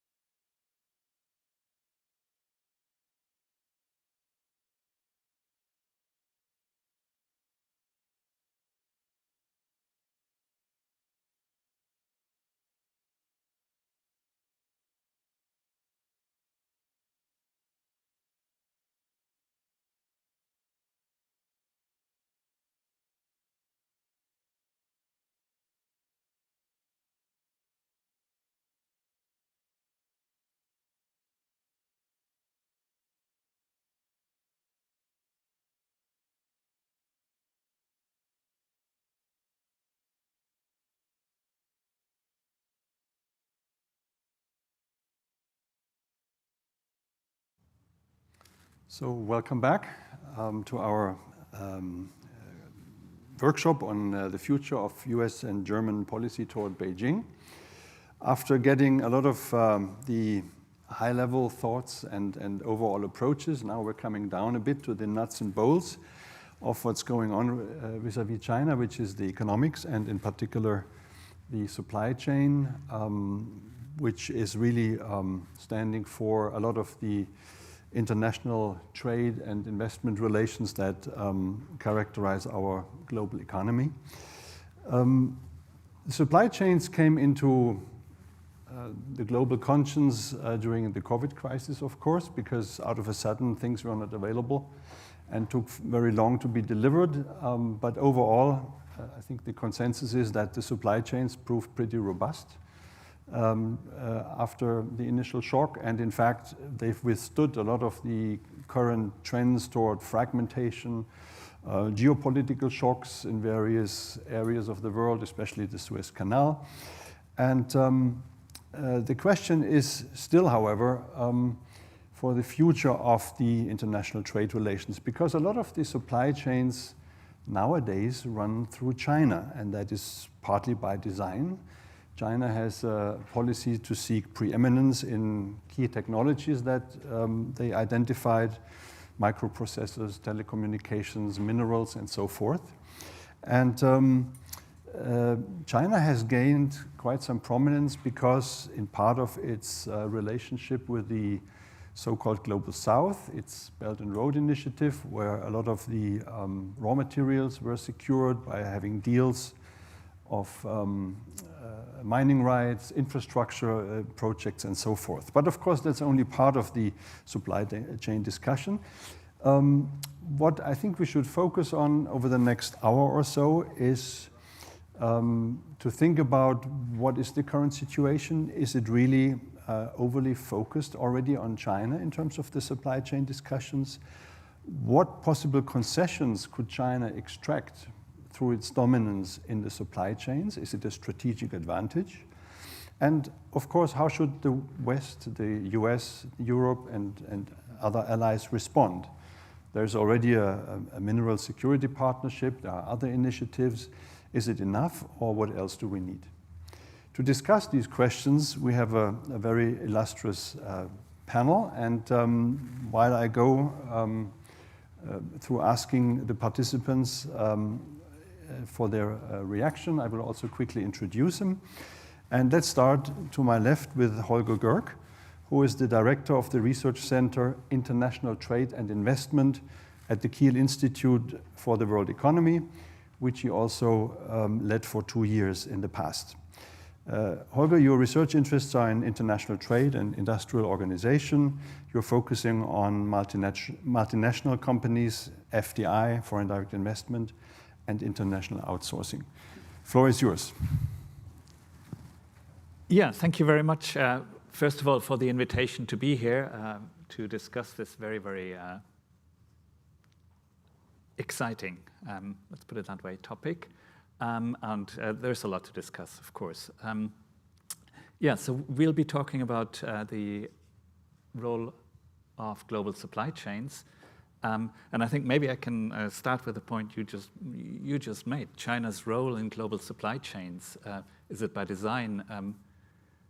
Well, perhaps it is now, but of course, why is China in that position? Because we chose to do it. It was a very cheap place to do work. After China joined the WTO, it was the place to relocate your production and import from, and we benefited from it a lot in the US and in Europe, and we shouldn't forget that. So that's the situation we have now. Now, of course, China has changed. China has developed as you would expect any country to develop. For over 20 years, they've been producing things. They've cooperated with Western, US, European, and other companies, and they've learned. And they have taken technology to a new level in some technologies, in some sectors. And we shouldn't be surprised by that. That's just the way things are. And I think that's something we need to keep in mind. And China now is the second largest economy in the world. So while we did talk a lot, and I agree with all of what we discussed about, there are national security threats, there are threats about supply chain stability, not just because of national security issues, but you also mentioned it. We learned very strongly during the corona pandemic that lockdowns in any country can destroy global supply chains. So we've learned this, and we do know that China has a very special position in these global supply chains.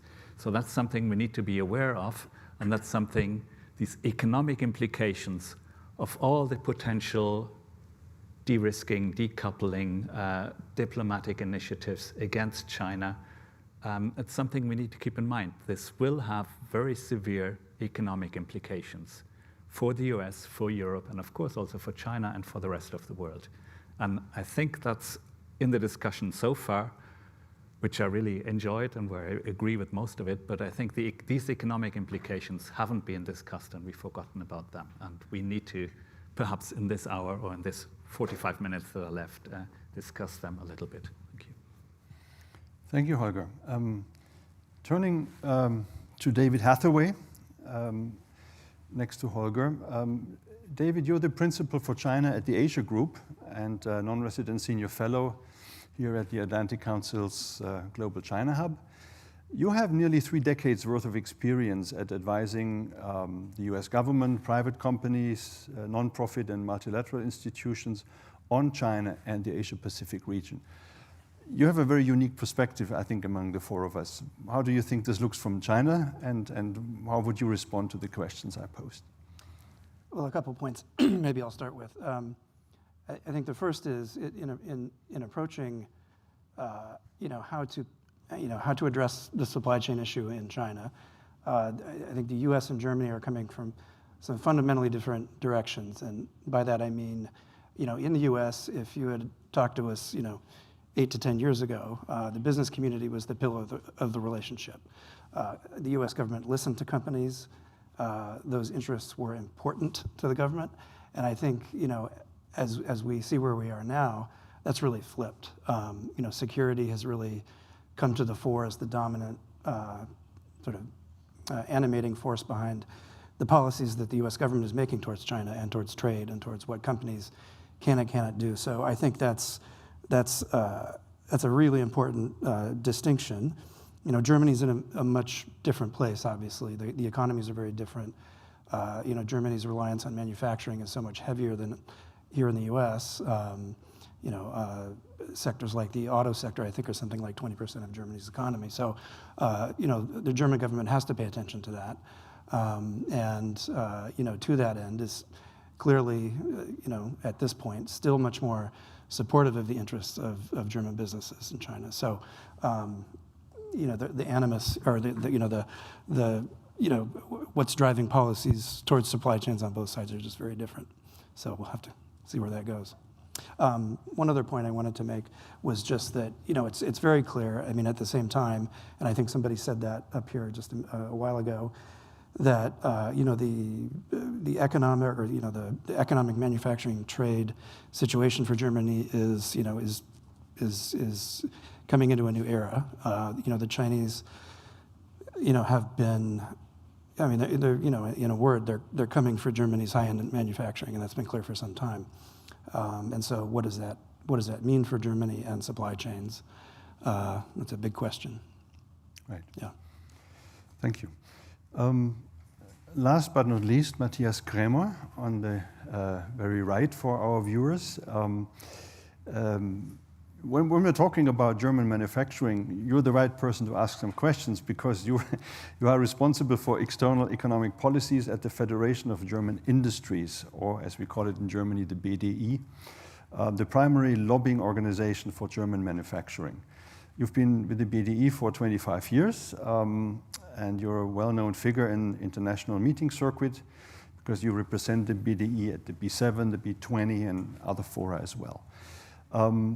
Of course, you have the very specific perspective of German industry that goes probably through an unprecedented structural change. How would you respond to some of the questions regarding supply chains?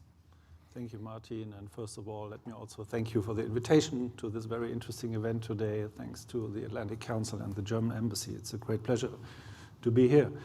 Well, if we talk about supply chains, we mainly talk about the reason for the German success story of German industry, because it was always the strength and the ability of German industry to manage and to organize value chains, long industrial value chains, from a raw material up to, highly innovative products and systemic solutions. And we do, and still, we have done this, and we still do it along the whole value chain in a collaboration between small and medium-sized companies, together with big-name capital market-based companies, German companies. So this ability to create a systemic network in order to offer products and systemic solution on international markets was always the fundament of the success of German industry. And this system is now under pressure. And this system has always been organized along the aspect of efficiency. That's what we do. That's what we can do. And now we have to learn to organize these value chains along the aspects of resilience. And of course, more resilience means higher prices, is more expensive. And you might know that our economy is not in the best shape in these days. We are slightly running into another recession maybe. So we really have to be careful. But I think German companies, German industry, they have understood, and they already have started to diversify. They already have started to check out for new markets and for new sourcing markets. And especially if we talk about China, it was our organization who started a discussion on that issue in 2019 when we have published a paper about China, where for the first time we named China as a systemic competitor. And I can tell you, I've been to Beijing in this year for 6 weeks, and in each and every meeting I had at the administration of the Chinese points of contact, we talked about that paper, which is now, I don't know, like 5 years old. So I think to diversify our supply chains, we need political support. Maybe we come back to this later. But first of all, I want to refer to that what Lily just said. We have to become more transactional. So if we talk about trade policy, and Holger, maybe you also have your view on that, but if we talk in Europe and in Germany about trade policy, it's always along, well, very traditional patterns. So maybe we have to think about new instruments, EU only, for example, maybe mini deals, maybe, I don't know, sectoral agreements. I'm not sure if it is the right way, but we at least have to discuss it to become a little bit more transactional also, and especially with regard to the new administration. And last sentence, of course, we should always respect the rules of the WTO, which is the fundament of all of this, but we also should be careful that we don't not stop discussions and thinking about innovative ways, because we always refer to the WTO. So, and I see more and more discussions within our membership, within big named industrial companies, seeking and looking for new partnerships, for new markets with new instruments. Because I am convinced a deep and comprehensive FTA with India, between the EU and India, it's far away from that, for example. Holger, would you like to respond to the transactional part? Yeah. I think that's a very, very important issue, and I wouldn't even go as far as looking at India. I think, and we talked about this a little bit, I think Janka made that point as well, that it's really Europe that should be transacting. And you probably know that Europe is far from being an integrated economy in, say, a similar way as the US is. There's a lot of work to be done. Germany's biggest trade partner are other EU countries. But the single market is incomplete. The single market in terms of goods transfer is incomplete. The single market in terms of capital, I exaggerate a bit, but almost does not exist. So there's a lot of homework to be done for European countries, for the EU to actually get its act together and become an EU, not just in the political sense that Janka was talking about, but in a real economic sense. And of course, within the EU, we have a lot of potential for then also relocating production within the EU. We do this already, but there's a lot more that can be done. So I think that's the first step that needs to be done. Think about the EU and get its act together. And then I think we can talk about other potential trade partners. And yes, I think India is an obvious example. India is an economy that's got great potential that will be growing in the next few years or decades. Can it replace China at this stage? No, I think is the answer. China still has a very, very unique position. But yes, we need to diversify away from that. But I think the main thing and here Germany has a lot of work to do, because Germany is the largest economy in Europe, and politically, well, at the moment probably a bit weakened, but it is the largest economy, and we need to really make sure that Europe, the EU, does become an integrated market, and that we can benefit, then reap all the benefits that are, all the potentials that could be within the European Union. David, I had one question for you, because you know China best among us, I think.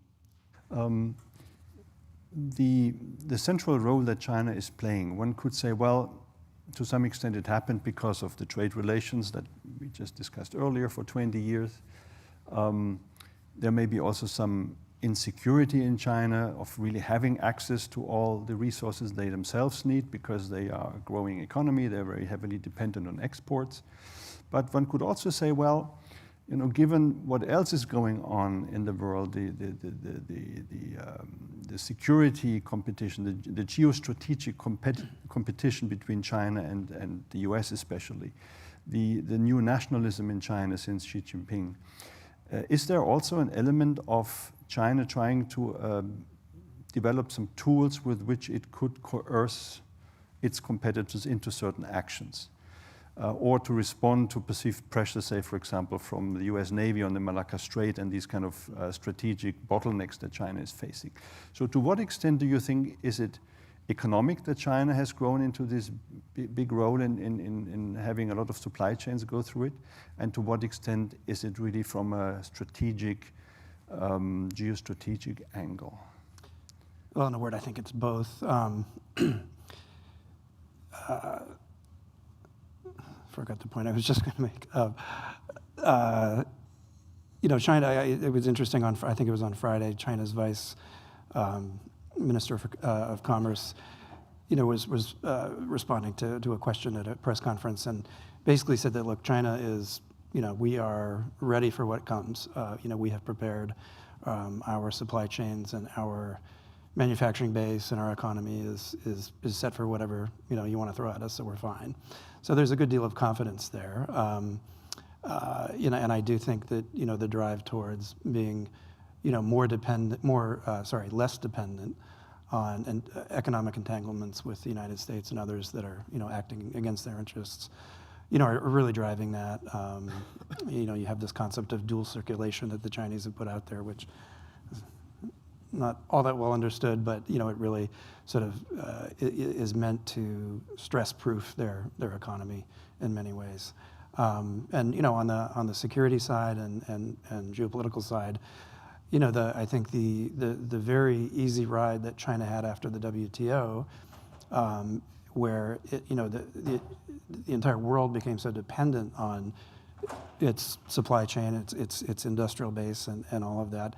I think that gave Xi Jinping a sense of leverage in sort of reorienting Chinese foreign policy, so that militarily and from a security standpoint, the Chinese government's a lot more confident. So I think both the security angle and the incredible economic growth that China saw over the past 25 years both animate how it's seeing the world, how it's creating its relationships with both Europe, Germany, and the United States. We'll see where that goes. And China is doing a very good job, as we know, of broadening its set of relationships all over the world. Be it Latin America, Africa, Eastern Europe. Now, so they're getting ready for the future that they see. Mm-hmm. Before, yeah, please go ahead. May I just add one bit to this? Of course, there's the rhetoric, and of course, China has said they want to create dependencies with other countries so that they can exploit it. Yes, but if you look at the figures, the biggest trade partner of China is the US by far, and both on the export as well as on the import side. And I think that's important. And the Chinese know that. And we should know that as well and act accordingly. So the US and European countries are also very important. They are diversifying. They're doing exactly the same as we are, but we're still in a state where by far the US is the largest. Yeah, they are. Yeah, it is a source of stress for the Chinese government. I think it knows deep down it can't completely separate. So the question is, what are the contours of that separation? Yeah. I mean, that actually was one of the question I just wanted to ask in a sense. So you kind of hit the same direction. How vulnerable should we think of China? I mean, they do go through a very difficult phase right now because of the real estate. There is concern about growth. The demographics don't look great, although the real hit will not come for another, say, 10, 15, 20 years. How careful does China need to operate when it comes to this geopolitical competition with the West? Are they vulnerable, or are they already at a level where they could say, well, if you don't do what we would like, we have a lot of tools already with which to coerce you. So, what do you think about this vulnerability on the Chinese side? Yes, no, I think it's a profound worry. With the economy trending towards what appears to be, this is a term that's been used for a long time now, but a new normal that's even below what the previous new normal was in terms of growth, and sort of looking at a sustained period of that new low rate of growth. That's a concern, and Anybody watching China, knows that over the last few years, the world has been waiting for the government to do something a little bit more substantial than it's been doing. And, thus far, the strategy has been double down on manufacturing, and particularly high-end manufacturing. We've seen what happens in areas like batteries and EVs. So, that's the strategy. And if that doesn't work, and if trade relationships sour, that's a real concern. So, you can bet that behind the confidence that they show outwardly, that the government is profoundly worried about that. Yeah. Matthias, in your discussions with the Chinese counterparts, do you also sense that concern somewhere, or are they very dominant in the discussions? No, I give you one example. I told you that I've been to Beijing for a couple of weeks this year, and I had a meeting with a very high-ranking representative of the Ministry of Commerce, and I tried to bring him to speak a little bit more frankly about the economic situation, and he was. And for example, he told me that you all know in Beijing, you see around these drivers on electric rollers delivering food from A to B. You see thousands of them. And he told me that 25% of these young men driving these things have at least a bachelor degree of the university. So it's about youth unemployment. And I would not say that it shows if you walk through the streets in Beijing, but more and more you get a sense that something is going to change. And to me personally, one of the leading questions is how long can this economy afford subsidizing enormous overcapacities on the one hand, and how long is maybe also the younger generation, so far quiet, but I'm not sure. But I think at least I took some impressions that something's going on. Yeah. One point, just back to your question about sort of China's toolbox for retaliation and that sort of thing.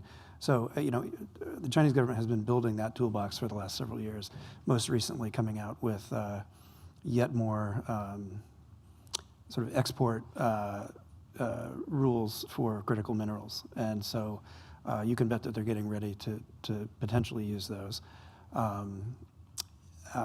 But, as we've seen, and I think we can expect this, the Chinese will largely be reactive. It'll be tit for tat. The U.S. does something, China will do something. The Chinese government hasn't, thus far over the past 8 years really, shown that it wants to be the aggressor in that respect. But it has, very consistently been building a broader set of tools with which it can do that. Mm-hmm. So get ready. Maybe shift the discussion a bit to emerging and developing economies. We already touched on them a couple of times. Now, we know that China has been very successful in deepening relations, economic relations with them. The West has been catching up through various initiatives, the Blue Dot Network, the Gateway project, and the like. How do you see the future of that? From my past at the IMF, I know that recipient countries have not always been too happy with the type of engagement that their leaders got the countries into with China, given the debt issues involved, given the quality of the infrastructure projects sometimes. But it's clearly the fact that China is much more open to bolstering trade relations with the global South, which is still an issue here in the US and Europe. Whoever would like to respond, what do you think should be the right way for the US and Europe to go forward in engaging with developing countries and emerging markets? How important are the climate finance? Is the climate finance just being currently discussed? And is there room to offer them more options on the trade side? What do you think? Who would like to take the question? Maybe I can start just with a thought. So yes, I think opening up to developing countries is a big issue, and as you say, China has already gone ahead, so has Russia, and perhaps this is another example of where certainly Europe waited for too long, overslept the whole thing. So, yeah, I think especially at Europe's doorstep, the continent of Africa, with a lot of very heterogeneous, very diverse countries, has been neglected, has been treated in ways that perhaps are, let's go at it another way. I think there's a lot of potential, a lot of mileage to be had from treating Africa as a partner rather than as a developing nation, and going in there and expanding supply chains, looking for minerals, looking for resources. But also a lot of these countries, I've just been in Ghana for a while, but also know Kenya and Ethiopia a bit better. So these are very technology intensive as well. Especially the young population is very much into technology.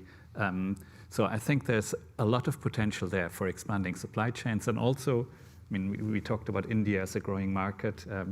Yes, Africa will also be growing a bit later than India, absolutely. We're not there yet, but a lot of the countries are moving in the right direction. And China has noticed that probably a few decades ago, or maybe 1 decade ago, and they've acted accordingly. Europe has overslept that, and I think the US, perhaps similarly, has not really engaged enough with these countries on this continent as much as they should have. Matthias? Well, I think we are discussing in these days in our federation and also with our members some ideas on that. And I mean, now speaking from a European and a German perspective, we spend a lot of money for development policy, which is fine so far, which is great. All over Europe, you have different institutions. It's a kind of an industry already. Okay, so far so good. But why don't we start to combine development policy goals with trade policy goals? Why don't we think it together? Because in these days, we don't. These are two parallel worlds, if you want, I can say. So we should also start to think a little bit more strategic on that. And we are far away from that in Germany, and I think we are also far away from that in Europe. We want to begin a little bit this discussion on that, because the strategic thinking, which is maybe in the United States far beyond from where we are in Germany and Europe, because we were not used to. We did not have to think a little bit more beyond the obvious, because the globalization and the common understanding of the positive impacts of international labor division so far we all seem to be on the same page. And I think a little bit in Germany and Europe, we have not realized the discussions that had been led in the United States since, 2014, for example. And I think development policy is one of the pillars on that. David, you want to? Yeah, I mean, I think there's, we are well behind China in engaging with the global South on trade and development and those issues, despite, decades of, development policies and programs and all the rest of it. I think that, but at the same time, China is very hard to compete with in that regard, because, working with, helping, lending to the global South really serves two super clear interests: political interests in creating, a more multipolar world away from the current Western order, but also economically, it gets to trade with these countries. It's a really well-aligned set of advantages. So that's pretty powerful. And then the second thing that's very powerful is that the Chinese government, the major lending banks, Chinese lending banks, and the companies doing the projects, constructing roads, doing power plants, they are all fully integrated, and we can't bring that. So I think, unfortunately, we're going to continue to see slippage in terms of what, the US, the West, others are doing, vis-a-vis the Chinese. Yeah, that's the famous state capitalist system. I mean, I don't, one should probably say that, at least what I've observed, is that the degree of coordination within China is sometimes a bit exaggerated. I sometimes think of China as the EU, except the the public relations around it, but there's a lot of internal interests that need to be managed. But I think without doubt, if you look at how contracts are designed in terms of cross-default clauses and the threat of losing trade relations if you default on a major Chinese lender, for example, that there are clearly elements of a one-state approach that the West just doesn't replicate. Well, and I think that many countries in the global South would love to see the U.S. and the European Union and others show up with good deals for them, because they don't always want to work with the Chinese government, or with Chinese partners. So, but we're not really, we're not giving them that option as well as we need to. But is it just a political issue that we're not coordinating well enough, or are there also economic kind of issues hampering that? What do you think? Or? I think it's also just ingrained in, well, I'll speak to the United States, in our political culture that, development aid has been on the downslope for decades, and there's just not a lot of appetite for that. Whereas, in China, the government is just making those decisions based on, benefits to the country, right? So you don't get that push and pull. Yeah. But I think there is also the issue of risk, of course. I think the Chinese perhaps worry less about it because you are backed by the state, whereas if a company goes in, it's very, very risky. There are a lot of issues in African countries. There's infrastructure, there is uncertainty, and so on and so on. So that's risky, and I think we, as competitive economies, lack the real, perhaps political willingness to support this, to back up the risk, or the structures to actually do that. Whereas for the Chinese state-owned companies, it's a lot easier, and their risk is insured in a much better way than, say, a German or a European company going in. Well, a good example of that, I'll just throw this out.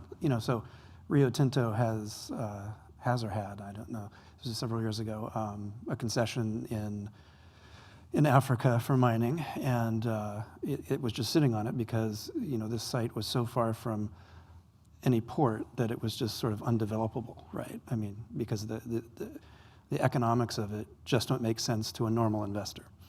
So what happened is the Chinese partner came in and just sort of bought them out and said, "We'll just build a railroad," and that's a difficult advantage to get around because if you're actually acting on economics, you can't make it work. But they find a way to, Matthias, do we need maybe more state guarantees for investment? What do your member? Well, I think I talked about resilience, and of course, in these days when German industry tries to stabilize its own supply chains, and due to the fact that, as I said, the economic situation is not as good as it has been for many, many years, you don't see a big appetite for going into risks, of course. So maybe this can be one factor in order to boost it a little bit. But I mean, frankly speaking now, for example, about Africa, even though that there are some investments of German companies in some states of Africa where at least there's a little bit of stability, an owner of a big family-owned company once said it like this: there's one Africa strategy, get out of it. So we really have to be realistic on that. And we really have to, look at the progress that has been made, for example, with Global Gateway, which used to be an idea in order to create something in order to compete with the Chinese. As far as I know, there are not many projects running on that. So again, we need maybe kind of a wake-up call for this, that we need to coordinate it a little bit. And coming back again maybe to trade policy, maybe we also should think about the agricultural sector. I mean, look, we have, as a European Union, we have tried to, it's now not an example for a development country, but we almost had an FTA with Australia. And it failed due to the fact that it was about beef. It was about a little bit of beef being imported from Australia to the European Union. So the French government decided to decline it. And Australia is a market, but it's not the hugest market. And nevertheless, we are a European Union and we are not an agricultural union. And maybe we also should think a little bit beyond the obvious again about our primary markets. Maybe there we can give some interesting offers to some developing country by opening our agricultural markets. I know this is toxic, and we have seen huge demonstrations in Berlin of the German farmers, and we see it in France. But our chancellor, when Russia invaded Ukraine, has been talking about the Zeitenwende, a change of time. And I think in all areas, we have to live a little bit this Zeitenwende. And we should dare to lead this discussion maybe. Well, with Mercosur, we just have the same issue again, right? And indeed, the political situation is not such that, neither I think in the US nor in Europe, that a wider opening to agricultural products seems in the cards. Or am I mistaken? No, probably not. TTIP eventually, I think, or essentially also was brought down by some chickens from the US that the Europeans didn't want. So. Yeah, I fully agree. I think, I mean, of course, agriculture and the food industry is very important if you want to be an independent country. Of course. But also, if you look at their significance in terms of GDPs in European countries and in the US probably, and employment, it's, I wouldn't go as far as saying negligible, but for the sake of argument, let's say it. I don't know the actual numbers, but we're talking about very, very little value of the economy. So, yeah, I think one needs to at least start having a discussion about this. Is this agricultural sector in the Western countries perhaps a bit too strong, perhaps a bit too overrepresented in negotiations about where we can go? Because we will, I mean, we've talked about the whole morning about the need to diversify away from China. So this means we need to forge new trade links with emerging economies, India, African continent, Latin America, and so on, and Asian countries. And agriculture will be a part of that. Do we always want to say, no, we're not going to have a trade deal because of beef, because you don't accept that this is champagne rather than sparkling wine, so labeling chickens and so on. We at least need to have that discussion. I mean, I'd like to go a little bit into the minerals and rare earths area, because that's something that's not so much in the public mind yet, but whether you look at defense products or microelectronics or high technology, a lot of the ingredients are in that area, and again, a lot of the mining and the processing and finishing is controlled by or even in China. My question is twofold. I mean, first, kind of, do either of you think that there's a chance that some of that capacity could be built in the US and Europe? There's all sorts of climate considerations, environmental considerations. It's very expensive also. And second, one argument is, well, we shouldn't take that too seriously, because over the next 5 to 10 years, there will be efforts and ways and innovation that will get us away from that dependence on materials from China. We can't find substitutes, in other words, technological substitutes. What do you think of these both options to kind of escape a little bit from the dependency on China, on rare earths and minerals? Who would like? David? Very difficult in the short term. I mean, that's Japanese for no. It doesn't work. Yeah, I mean, you know, the minerals, the elements themselves, you can find those. I mean, that's, you know, the supply is not really so much the problem, it's the processing and the finishing products.